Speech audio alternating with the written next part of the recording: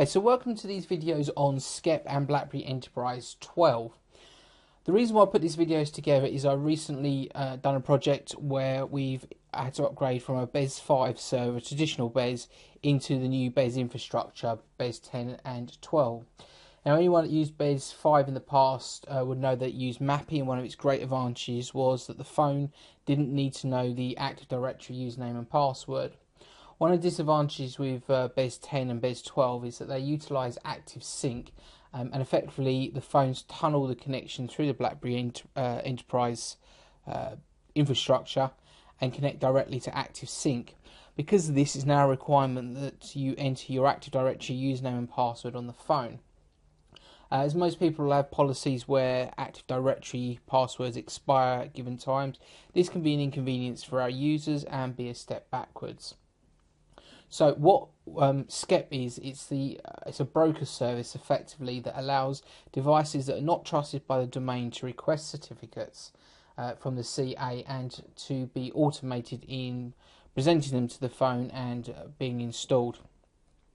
There is three parts to these videos. The first thing is we need to set up ActiveSync to be able to use certificates to authenticate, and indeed in this video we're actually going to create a separate website so as not to mess up the default installation. We're then going to go and install Microsoft's implementation of SCEP, which is NDES. We're going to go through it. There's a number of kind of specific configurations that we need to do outside the default install, and we're going to look at the certificate templates as well, what needs to be changed and published to make this work properly. And then finally we're going to go and set up SCEP as a profile on the enterprise server. Once we've all done that, we're going to finally test this from beginning to end by creating a user, activating a device and showing that we don't need to enter the username and password for Active Directory. So that all said, I'm not a certificate expert. Basically, over the last week, I've pieced together lots of information from different sources and different white papers. I have a bit of knowledge of how certificate authorities and the concepts behind there. So the information I present in this video is based on what I've learned in a short period of time, and I'm sure there's people out there that will have opinions on some things that have not been done to best practice, and in those instances, let me know and I will change the videos accordingly. Right, let's get on with the first part, setting up ActiveSync. So in this video we are going to set up the ActiveSync part for SCEP. Now we need to configure ActiveSync to accept certificates for authentication. Now the way we can set up ActiveSync is it can either use certificates or passwords, but it can't do both. So it's highly recommended that we create a new website and we create a new instance of ActiveSync, and we configure that to handle all the certificates for SCEP and the BES server. This way we can allow the original ActiveSync to still work with username and passwords if required for either other services or for testing. There are a number of steps we need to go through in order to create this new website and configure it to accept certificates. Now, one of the challenges we have is ActiveSync has to work over SSL, and the Blackberry BES server doesn't allow you to change the port number. One of the limitations of IIS is that to run multiple secure websites on port 443, you have to use the same certificate for all websites. So in order to do this, we're going to have to use a wildcard certificate so that we can have both our main default website and our new ActiveSync website all linked to that same certificate. And then we'll need to run a couple of command lines to enable host headers. Now, host headers, as I'm sure most people will know, are used predominantly in non-secure websites where they allow you to host multiple websites on one IIS on the same port number, and the host headers will direct you to the right appropriate website. Now we can do this with SSL, but it's not as easy. With that in mind, we're going to have to give a host header to our default website. At the moment, it just resides on the server name, but we're going to change this to OWA and then we're going to create a separate website that's going to be ActiveSync Cert. The first thing we need to look at before we continue is to make sure we've got all the correct roles installed. And we can go to Service Manager and we go to Roles and we have a look down at IIS and add roles and have a quick look, and we can see that under security we need to make sure that client certificate mapping authentication is selected. If not, you'll need to add this particular role. The next stage is to turn on certificate security. So at the very top we select authentication and we select Active Directory certificate and we hit enable.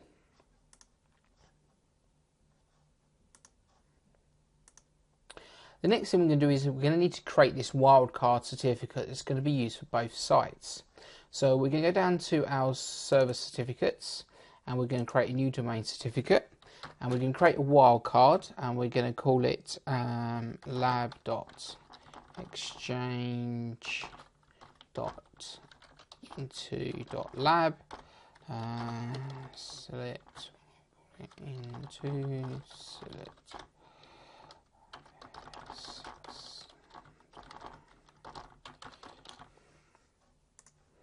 And we select our certificate authority, which has been set up in our case on the domain controller, and we'll give it a friendly name. We'll call this wildcard exchange.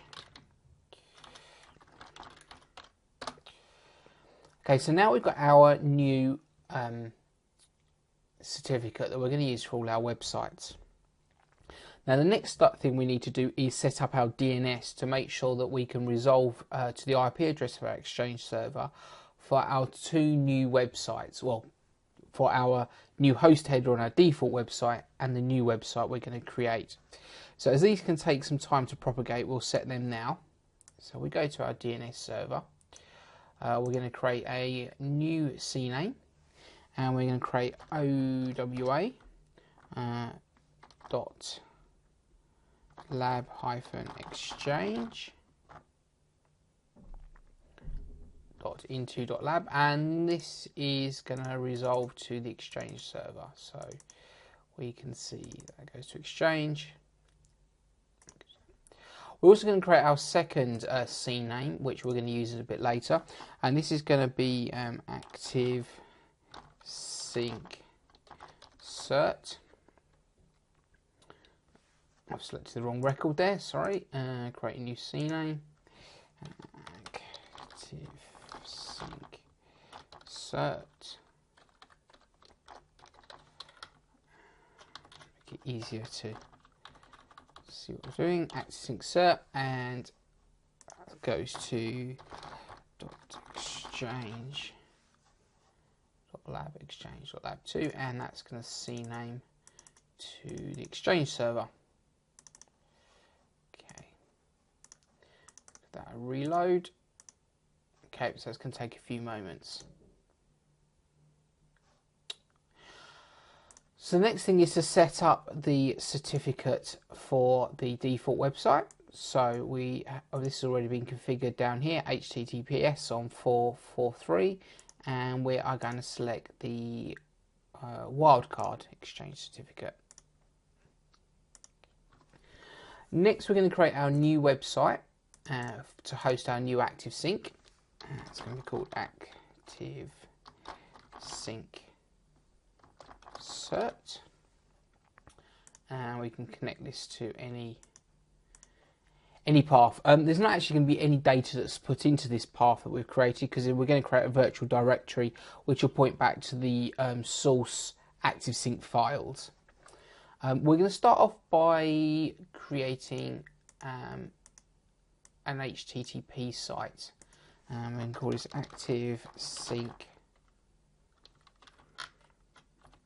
Let's keep this consistent. ActiveSync search.lab-exchange.into.lab. Okay, so that's our new ActiveSync website. Right, the next thing we need to do is run a PowerShell script to actually turn this into a proper ActiveSync website. And we're going to find that here. This is a new PowerShell. This is a PowerShell script. So the PowerShell script is going to be new ActiveSync directory website, and this needs to match the same as the new website we've created. So we need to open up our PowerShell. So new ActiveSync virtual directory in the website site name is ActiveSync cert.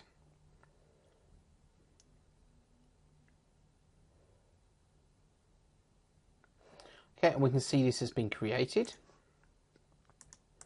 And if we do a refresh. Okay, so now we need to sort out the binding of the certificates. So if we just check that our ActiveSync certificate has only got port 80, no 443, no certificates bound to it. What we need to do is come up to our default website, select bindings, find our 443 with no IP address, and bind this to the wildcard certificate. Okay. And then what we need to do on this website is run a command. And what this command will do is we enter the website name, and then we select our host header. So if we run this,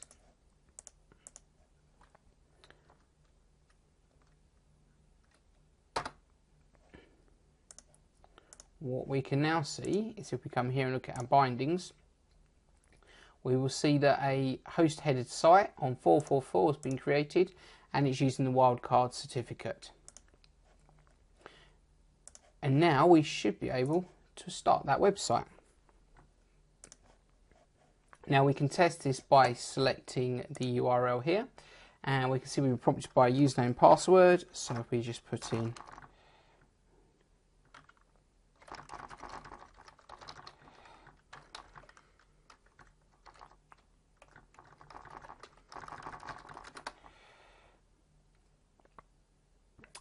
we can see that this is the correct page, but we can also see that we have no certificate issues. And if we change this to OWA, we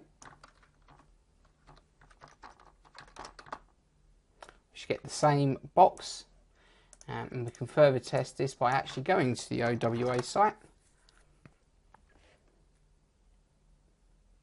And we can see again no certificate issues at all, so everything is set up correctly there.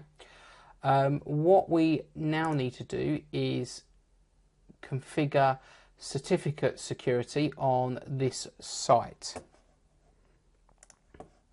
and we do that by running this command here.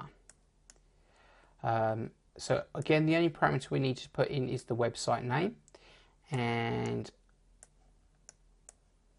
we'll select all, and we run it here,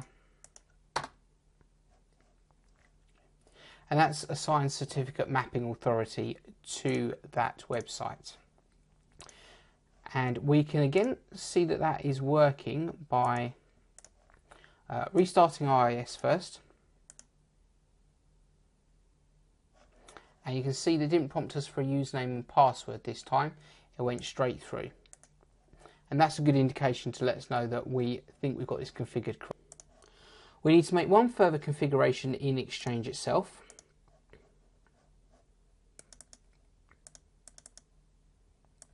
Under the client access on the server configuration, you will now see under client access ActiveSync, you will see that we have two ActiveSyncs, the default and our new ActiveSync certificate.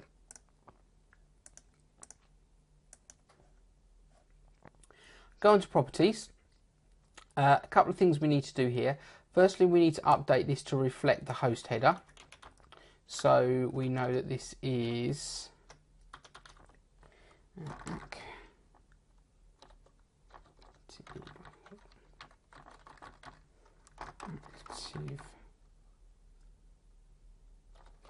ActiveSync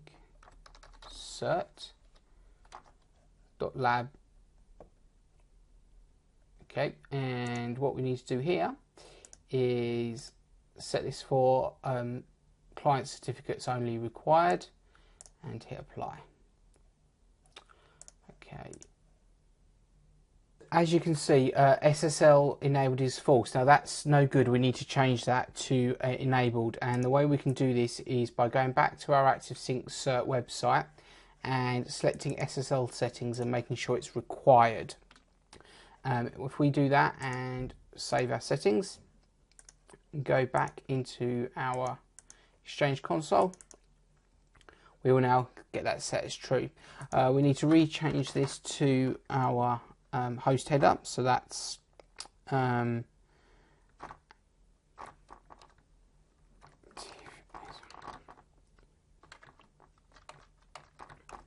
ActiveSync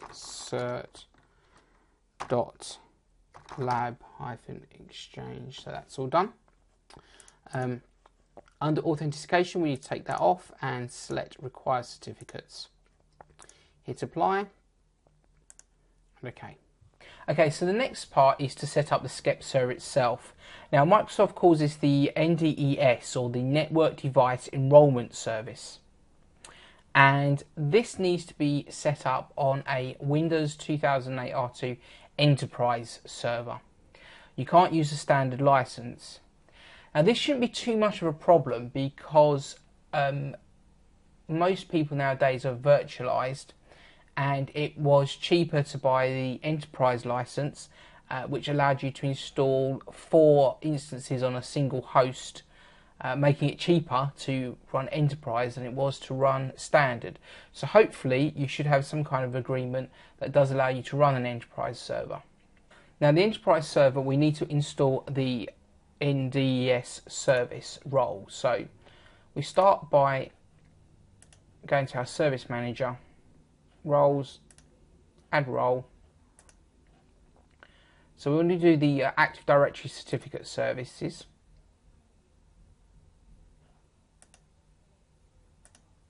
Okay, we're going to untick the certificate authority, and we're going to tick the web enrollment, and it's going to tell us that we need to add the IIS role as well, and we need to tick the network device enrollment service. Next, it's going to ask us to tell which CA is this going to be associated with, and this will deploy certificates to allow trusted communication between the NDES and the CA.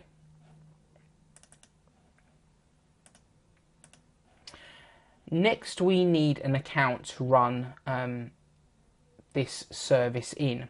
So I suggest, or it's best practice, to set up a username specifically for this process.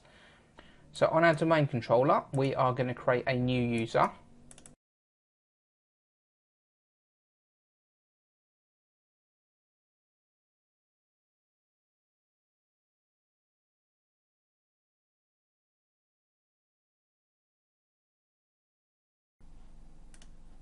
Now we've created that user, we need to add them to a specific group.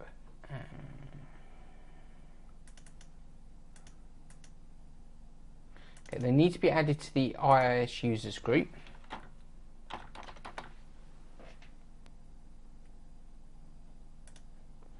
And also we need to give them the authority to log on locally onto this computer.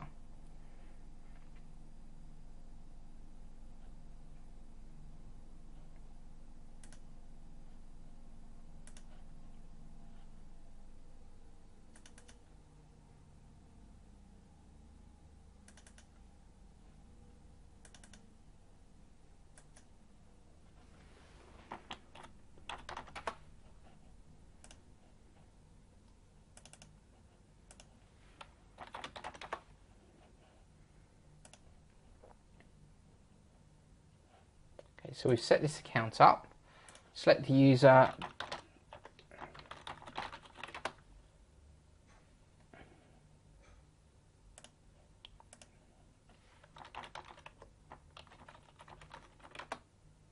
sorry, I typed the password in wrong.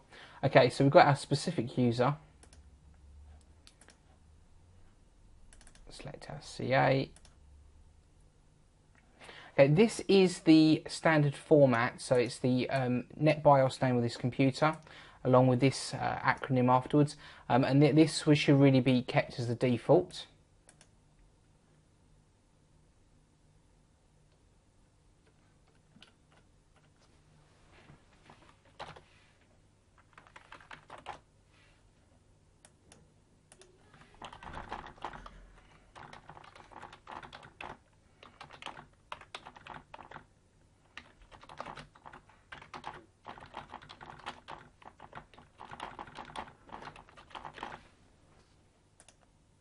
And we can keep these as the default.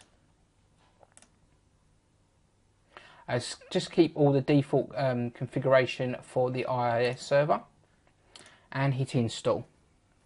And it's going to install all the appropriate settings. And we can see now that these roles have successfully been installed. And we can see that we have the two virtual directories here that are used for SCEP. And we can browse to see make sure that they are active. Okay, that's good. And this one should give us, when we browse the site, we can see we're getting a 500 error.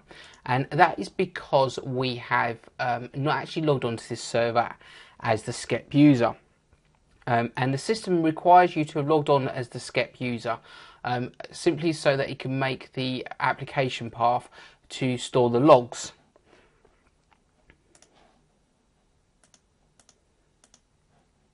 So we can log on as the SCEP user.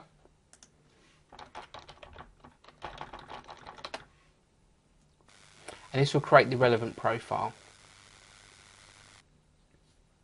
Okay, so now you can see we've logged on as a SCEP user. This is working properly. Now you'll notice this line says it can only be used once and will expire within 30 minutes. And this will not work with the BlackBerry server, so we need to make a registry change under this location here, under use single password, and we change this to 1. And we'll restart IIS, come back to here and browse. Okay, you can see the password can be used multiple times and will not expire. That lets you know that that particular configuration has been set correctly. Okay, next we need to make a change to one of the settings in IIS. One of the issues is the BlackBerry BES 12 server will make URL requests that are longer than the length permitted in IIS, and this will result in it failing to issue a SCEP certificate. So what we need to do is select the SCEP, and we go to Configuration Editor and Security, and you are filtering requests. And what we got here is the request limits, and we've got the max URL and maximum query string. And we need to set these to their absolute maximum, which is 65535. Take that and do the same there. Okay, and apply these changes. Make sure they're taken. Okay, and again restart IIS. Going back to the registry, under the top of the tree, what we've got here are the 3 types of certificates, and if you read into how SCEP works, you'll understand what these different type of templates are. And this is the template that it will use by default. Now the problem is this template doesn't actually have the right settings that we need to submit user certificates. And so we need to alter the template that we're going to use and then come back and change these in the registry. And to do this, we need to move over to our domain controller, and we need to bring up our certificate template.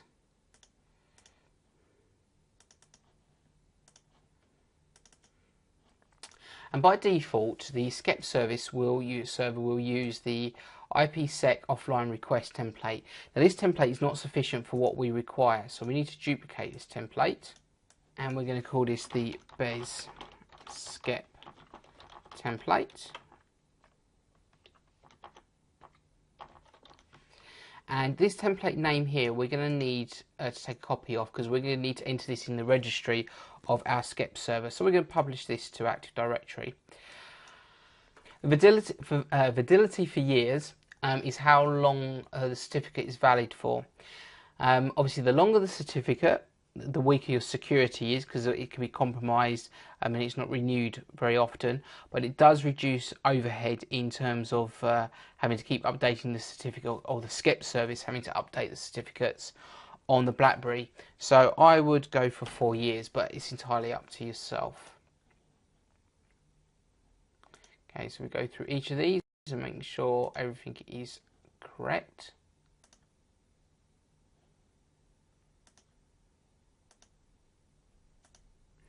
Right, this is where we need to add the fact that we want to use this template for user security. So what we do is we hit add here, and we are going to add client authentication, and we're also going to add encrypted file service. And we can now see we've got the BES set template down here. Now the final stage is to make that usable. And we do that by going into our certificate authority and go to certificate templates and do new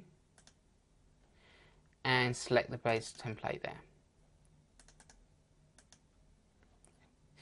One stage, or one aspect I forgot to do is, back on the templates, is we need to actually give the SCEP service security rights on here. And it's automatically been done, but we need to give it a read. Well, we definitely need to give it enroll, and generally I'll give it read as well. Okay, so remembering this template name here, we turn back to our SCEP server and we replace that here.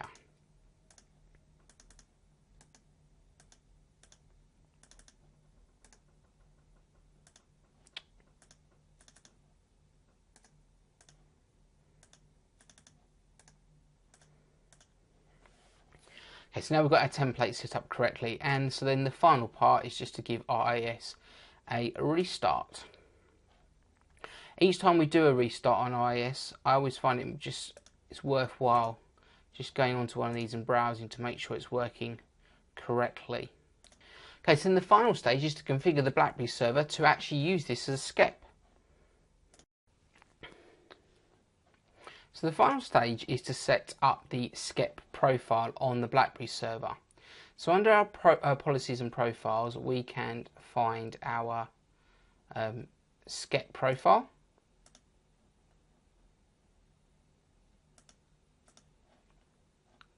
Okay.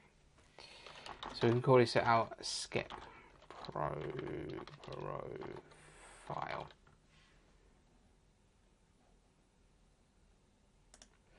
Okay, so the URL, we can find that. So the URL is to the SCEP, so we just browse that.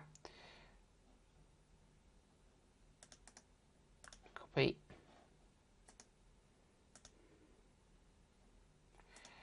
Also, we need to put the URL of the server.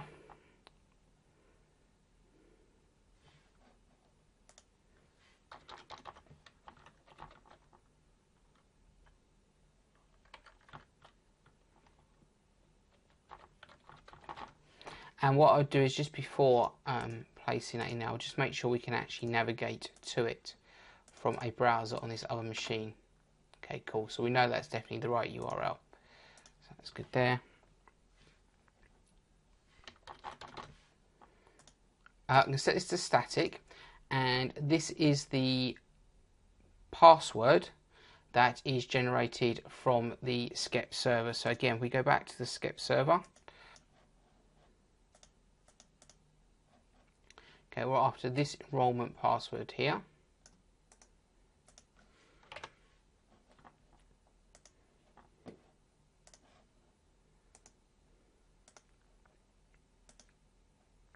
Make sure there's no spaces at the beginning and the end. This is just for BlackBerry at the moment we're setting up. And We're left with the certificate thumbprint, so again back to the SCEP server.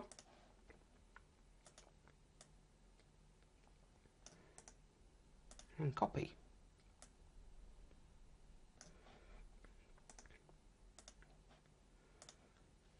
And select add. And this will give you your SCEP profile.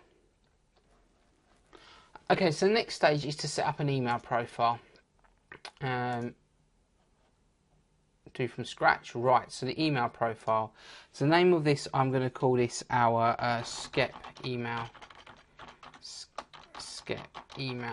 profile. Okay. The domain name is going to be into.lab. Email address, so this is going to be from the activation, so we're going to use parameters.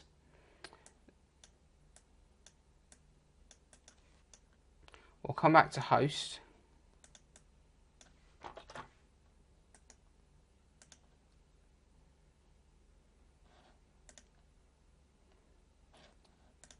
And down the bottom we are going to select a SCEP profile, which is the one we've just created.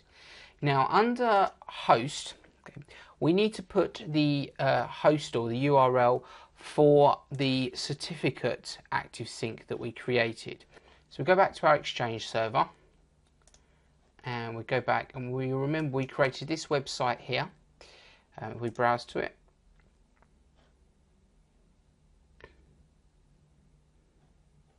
Okay, it was called ActiveSync Cert. So we are going to copy that and place that here. So, okay, and that's our profile. And everything all being said, we now create a user and associate all of that to the user. We should be able to activate using certificates. So with all the configuration in place, that leaves us just to prove that this all works. So what we're going to do is create a new mailbox or a new completely new user. So new user, and we are going to call this BES test, and we're going to do BES test.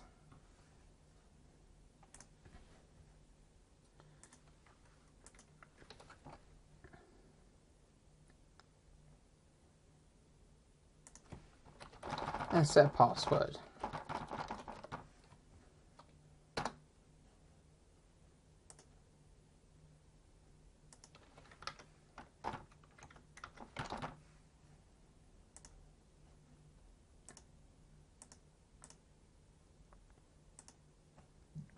So we've created our email account, a user called BES test.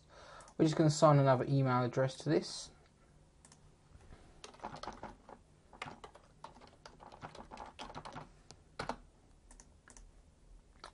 And make it the default reply. Okay, so new user, bog standard user, set up. Right, switch to our Blackberry server. Okay, we're going to add a new user. Search our BES user. So BES test. And we're going to set an activation.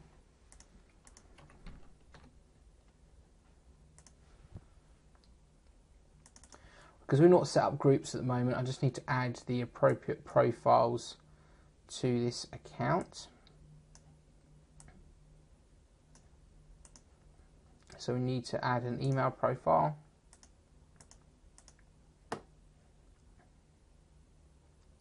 And we need to add the SCEP profile.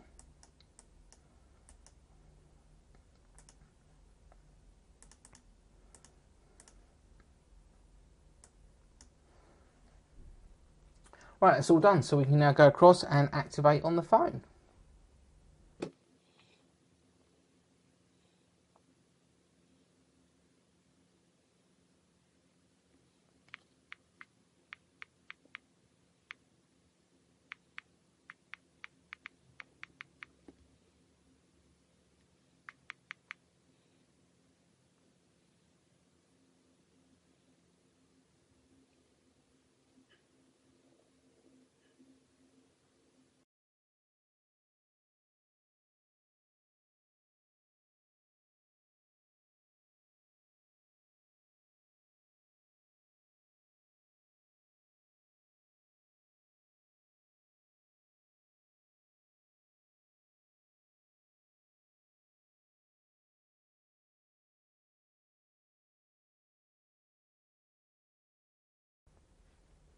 As we can now see, the phone has activated and we can see the certificates have been installed on the phone, and we can see it's working without the need of an Active Directory username and password.